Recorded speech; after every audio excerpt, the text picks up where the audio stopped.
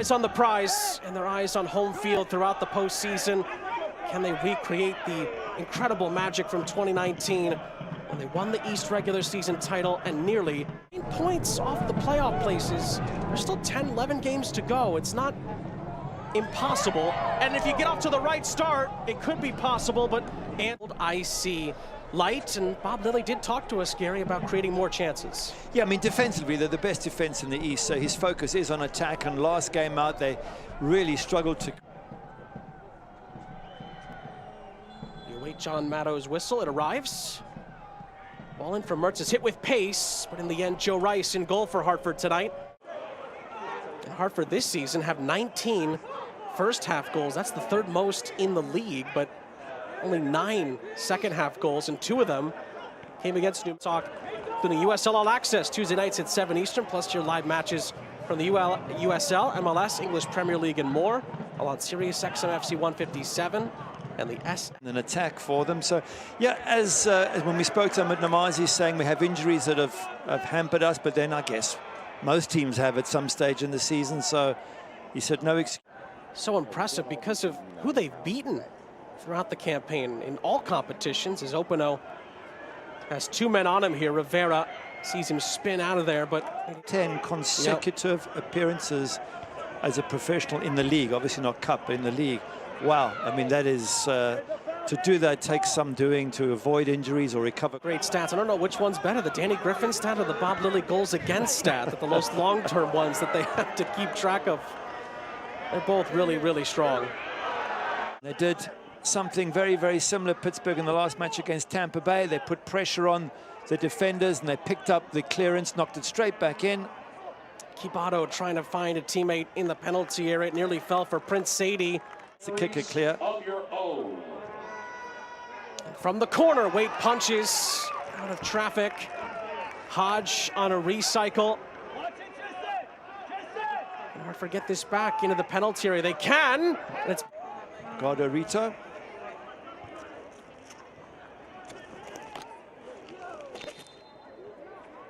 Peace opportunity for Robbie Mertz, who has the captain's armband on tonight with Forbes on the bench. Whips in a dangerous ball, and it's headed down. And again, it's right at Rice's chest in the end. And the script from the New Mexico game for Hartford is unchanged. Fell behind.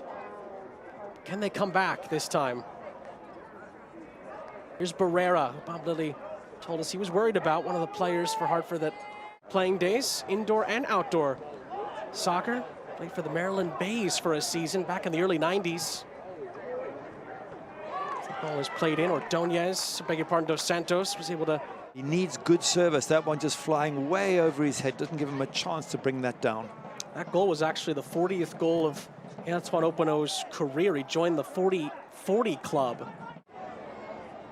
2 minutes left in the half. And Pittsburgh in control of the match. Can Hartford find a riposte at the end of the first half? Pass there lets Opano down, but then it's cut right back out. Barrera tried to drive one towards the penalty area. Blackstock tried to keep it in. Can Hartford find a goal at the end of this half to give themselves a lifeline here? Sadie closed down by Griffin. And at home, if they can get some positive form, they could still make a run at making the playoffs. Obregon Jr. didn't waste much time taking the lead after 16 minutes and then adding a second on the stroke of halftime. Juan Obregon Jr. coming back to haunt his former club. And Pittsburgh went right to their depth at halftime as well. Talked about Kizza for Obregon Jr. Etu came on for Robbie Mertz, who was sitting.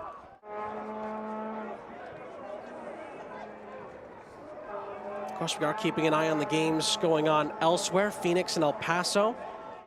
Lilly said it's more important to get the momentum from another home game and then take that out west. And that's what they're trying to do. As Kizza looks for a third, and it's parried over the top by Joe Rice and out for a Riverhounds corner. Good volley, lots of power behind it. Ibarra's ball in. Kizza one touch, bang, and then goalkeeper just make sure that that goes over the bar. And that's shot from, because they're high press, they're hard work. is fantastic. They're good finishers, and they possess the ball so extremely well.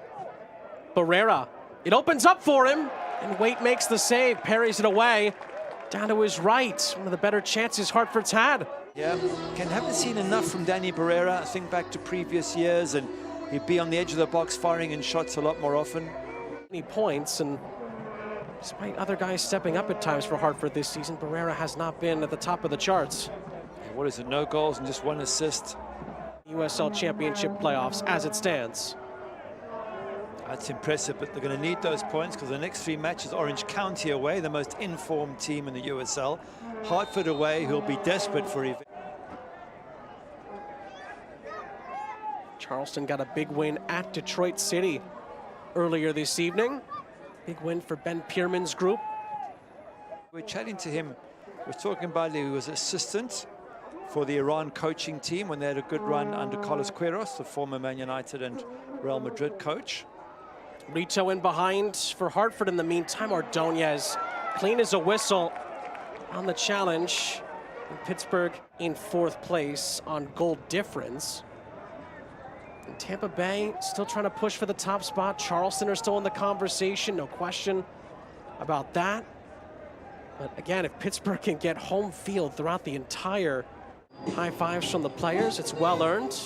I'm sure some of those kids are up past their bedtime as well. Good for them.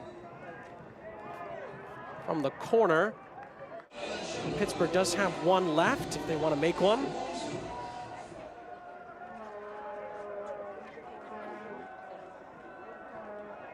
Selective at high mark, but the Riverhounds have shown no rust. And the script in the fixture between these two has remained unchanged. So, you know, it's not worked out for them. Not that it won't in future matches, but if the 3 or 4 things you want to achieve as a coach, you don't really achieve any of them, that turns out to be... Still in the playoff race in the West, very much still alive, but can they right the ship? Can they stay on the tracks, if you will? They were in 3rd spot just over a month ago. Maybe a chance here for Hartford. McGlynn gets into the penalty area. Pittsburgh on 11 clean sheets.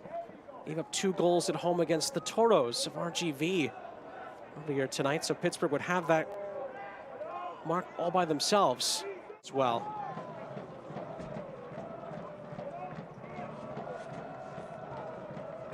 Griffin swarmed and dispossessed. Not sure it's a clear-cut free kick, but it's been given, and that's all that counts. Sadie plays it short. It's driven by McGlynn, blocked by Ibarra, got the worst of it.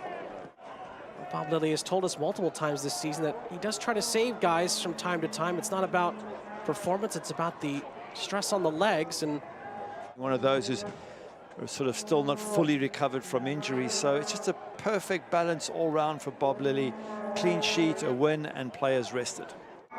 Pittsburgh about to take over the top overall spot in the USL Championship, and as the clock quite literally is about to strike midnight, it could be about to strike midnight on Hartford's playoff chances as well.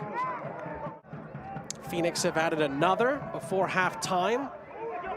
So it's Phoenix rising 2, El Paso 0. Some clever footwork there from Lappert. They're continuing to put up incredible marks at high mark. It's going to be Hartford that's added to a rather impressive list of teams that have come here and have either lost or drawn this season.